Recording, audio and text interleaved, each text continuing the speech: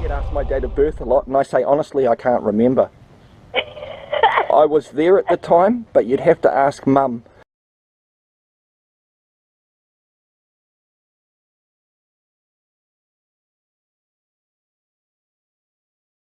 Public place means a place that, at any material time, is open to or is being used by the public, whether free or on payment of a charge, and whether any owner or occupier of the place is lawfully entitled to exclude or eject any person from that place, and includes any aircraft, hovercraft, ship or ferry or other vessel, train, or vehicle carrying or available to carry Section passengers 12, for reward. 1 of the Official Information Act 1982 states that any person being a New Zealand citizen, or be a permanent resident of New Zealand, or c a person who is in New Zealand, or d a body corporate which is incorporated in New Zealand, or e a body corporate which is incorporated outside New Zealand but which has a place of business in New Zealand, may request a department or minister of the Crown or organization to make available to him or any specified official information.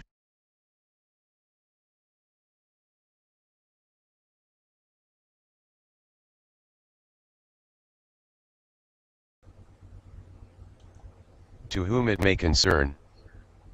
Attention Adam Lee Williams. On Saturday, January 14, 2017, between the hours of 10 a.m. to 1:15 p.m., myself, wife, 2 boys, and their friend attended the public pool at West Wave. During the first 1.5 HRS we enjoyed the hydro slide and wave riding and were having a great time. While I was supervising my 9-year-old son when the wave ride was in motion, one of the tattooed lifeguards signaled to me. For the first 1.5 HRS I had no issue using my GoPro video camera, and we saw multiple other adults taking photos of their kids playing, and quite frankly did not notice the cell phone busters sign and no photography signage. The lifeguard politely asked me to stop using my GoPro, to which I asked why. Furthermore, I asked what law stated I was not allowed to record in a public place, be it free or for fee. And asked where did he derive his unreasonable expectation of privacy in a public place. He stated it was your law or policy, and that I needed every member of the public that was present's permission to do so. He then stated he would have to get the manager, to which I also stated he should do. Note, this lifeguard caused me to leave my 9-year-old son unattended while the wave was on, which had left him upset in the process. I exited the pool, then a few minutes later another man, with both arms tattooed and an English accent, Dave my wife states his name was, came over, introduced himself, and stated no manager was available.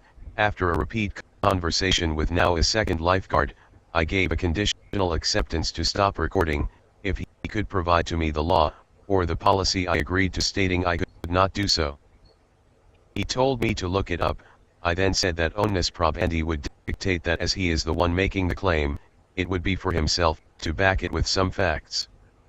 I stated that I also require his proof of authority over myself, which he stated he believed he had. What?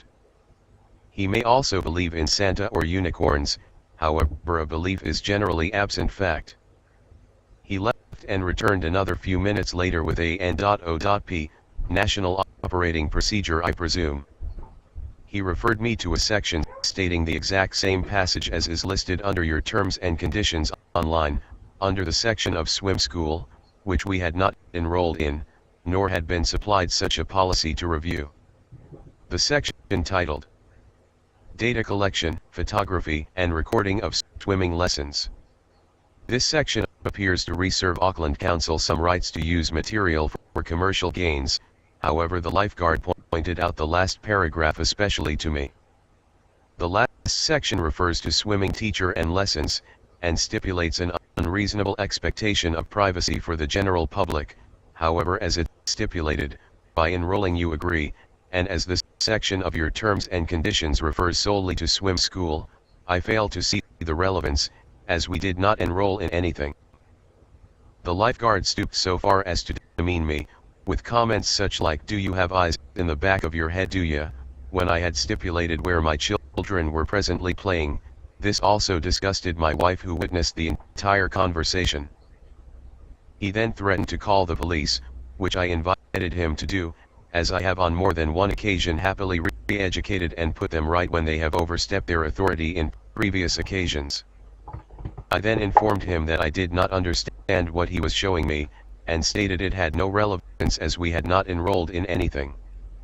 After realizing that there would be no getting through to this man, I then asked him to leave me alone and go away. I did this 3 times, then stated that he was now harassing me and causing myself and wife distress, to which he did not return, thankfully. After not being able to sleep, I chose to look up your website and check your policy, which does not supersede legislation or law, and found that the ambiguity in the policy is infringing upon the general public to record in a public place. During swim school, I can understand, it is a private enrollment. However, as we were being recorded by at least 12 security cameras by Westwave, I had no expectation of privacy, neither should anyone else in public. As I have studied law and legislature for now 4 years and looked quite extensively into recording in public, and as I have my own YouTube channel where I hold all public servants accountable, especially police, with over 1,000 subscribers and approximate 400,000 views, I am aware of the power of public perception and media. I will be returning later today to ascertain the names of the lifeguards, as well as with a copy of your rules to ensure your staff do not infringe upon another member of public right to record again. Everything I record and do is posted on public forums, YouTube, etc. for public purview for maximum accountability. In short, he chose the wrong man to try and enforce arbitrary policy against. I am certain in time this will become self-evident. I shall send links for the future videos to be posted and expect this lifeguard to receive reprimand for his unacceptable and crass attitude. Shortly after he had had a go at me, the young female lifeguard on duty also attempted to tell my wife off for taking a photo of our son, asking her to do so. Good luck trying to stop my wife from doing whatever she wishes, and your lifeguard retreated pretty sheepishly. In all, we enjoyed the first half. Then second, nah, not so much. However, I do not let something like this go uncorrected. We look forward to your response, and will keep you up to date. Warm regards, Mark and Leah.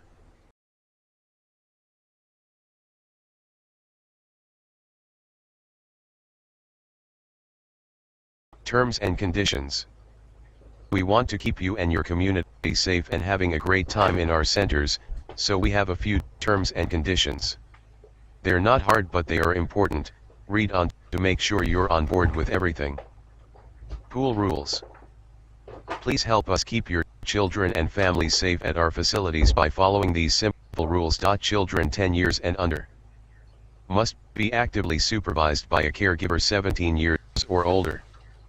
Actively supervised means watching your children at all times and able to provide immediate help at a close distance where you can see, hear, and be heard by your child. Your child must be able to see you.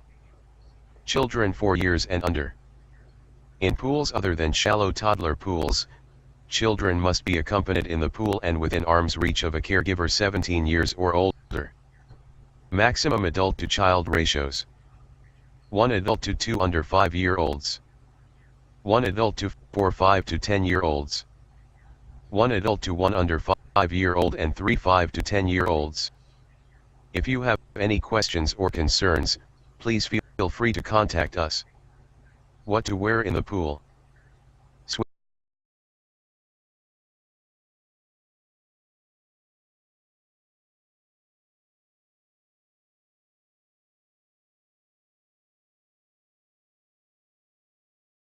Swim school. These terms and conditions apply to all Auckland Council swim school programs. By making payment in part or in full, you accept these terms and conditions. If you have any questions, please do not hesitate to contact the facility swim school coordinator. General Payment must be made on or before the last working day of the previous scheduled swim school term, or bookings will be cancelled.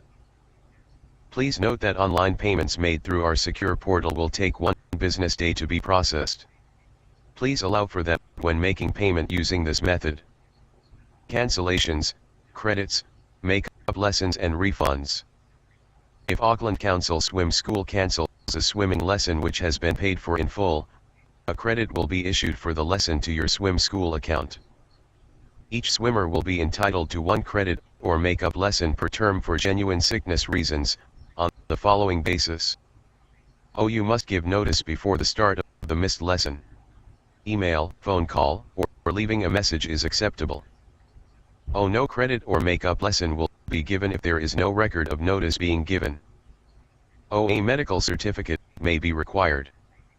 Make-up lessons can only be booked after week 5 of the term and only after the 6th swimmer has returned the following week for their lesson. Where make-up lessons are unavailable, a credit will be applied to your swim school account and may be redeemable against another set of lessons. This cannot be redeemed as a cash refund. Make-up and credit lessons are non-transferable between persons and other conditions may apply in certain circumstances. Should a serious medical condition or injury prevent swimmers from attending, a credit can be applied. A medical certificate will be required for our records. If the customer does not wish to continue for personal reasons and requests a refund for the balance of a term, this will incur an administration fee of $26. Auckland Council swim schools do not run lessons on public holidays and term fees will be prorated accordingly. Data collection, photography, and recording of swimming lessons. Your information may be used for Auckland Council marketing purposes and to inform you of services and special offers. Please contact your local swim school if you wish to opt out. This will not be given to third parties. Auckland Council Swim School reserves the right to take photos or videos of groups of swimmers in their lessons, and you consent to us using this material for our reasonable promotional and training purposes by agreeing to the terms and conditions upon enrollment. We will seek your consent before using any recognizable photo or video featuring an individual swimmer. No one else may take photos or videos at the facility except with the prior consent of the swimming teacher in charge of the lesson. If permission is given, you must not take photos of anyone other than your own children.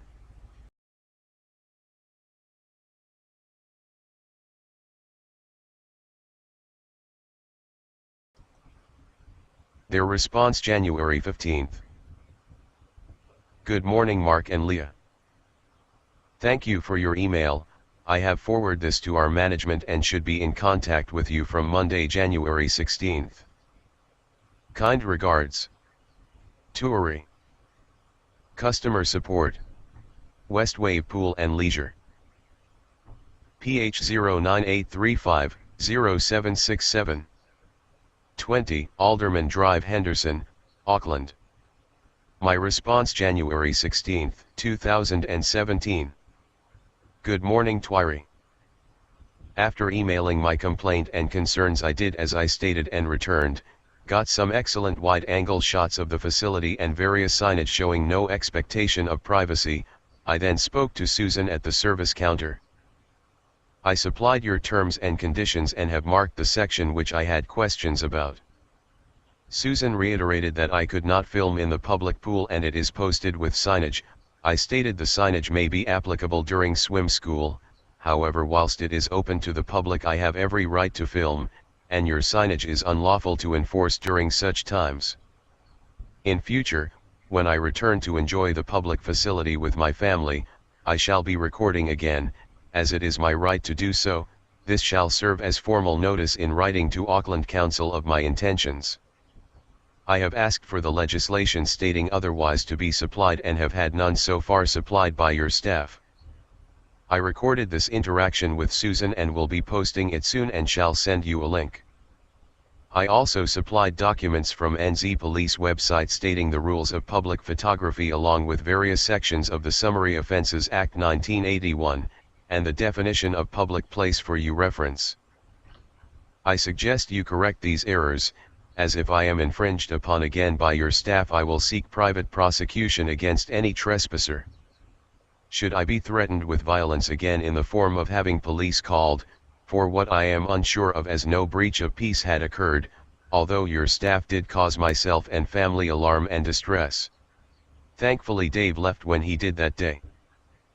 I also supplied, as Dave had threatened police, a conclusion letter of the last IPCA complaint I filed against a police officer who had overstepped, confirming no expectation of privacy in public. To avoid further issues, I suggest clarifying your policy and retraining your staff. Please comprehend that at no time do I have any ill will or bad intentions towards any fellow member of mankind. My sole wish is to see your errors corrected, prior to a mistake occurring. Warm regards, and I look forward to hearing from you.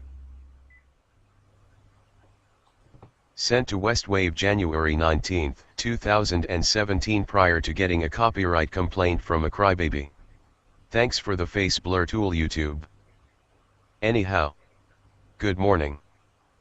As stated previously, please find a link to my interaction with Susan on Sunday and some relevant information. https://www.youtube.com/watch v=52 Ruwayajo. I have not heard from anyone as yet in regards to this matter to date. Please inform me as to what is happening. I also require any and all footage held by Westwave or Auckland City Council on the January 14, 2017, between the hours of 10 a.m. and 1:20 p.m., the approximate time we were there. The incident with the lifeguards happened between 11:30 and 12 p.m. The area above the wave with the seating is where we were situated. Under Section 12 of the Official Information Act 1982, please make this footage available without delay. Warm regards. Mark. Shortly after sending this email, and the link, they made their petty complaint. Best focus on correcting your unlawful activities, Auckland Council and Westwave Leisure Centre. Just a suggestion. On the 19th of January I received this from YouTube. Dear Amark Othokeen. This is to notify you that we have received a privacy complaint from an individual regarding your content. We would like to give you an opportunity to remove or edit the private information within the content reported. You have 48 hours to take action on the complaint. If you remove the alleged violation from the site within the 48 hours, the complaint filed will then be closed. If the potential privacy violation remains on the site after 48 hours, the complaint will be reviewed by the YouTube team and may be removed pursuant to our privacy guidelines. http://www.youtube.com/t/privacy_guidelines. Alleged violations commonly occur within the video content. YouTube offers a custom blurring tool, which allows you to blur anything in your video, including individuals or information. For more information on this blurring feature, visit the creator blog. Alleged violations may also occur in the title, description, or tags of your video. YouTube offers metadata editing tools which you can access by going to My Videos and clicking the edit button on the reported video. Making a video private is not an appropriate method of editing, as the status can be changed from private to public at any time. Because they can be turned off at any time, annotations are also not considered an acceptable solution. We're committed to protecting our users and hope you understand the importance of respecting others' privacy. When uploading videos in the future, please remember not to post someone else's image or personal information without their consent.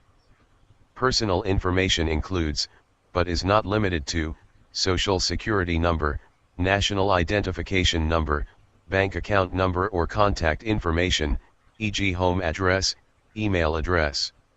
For more information, please review our privacy guidelines. http://www.youtube.com/t/privacy_guidelines.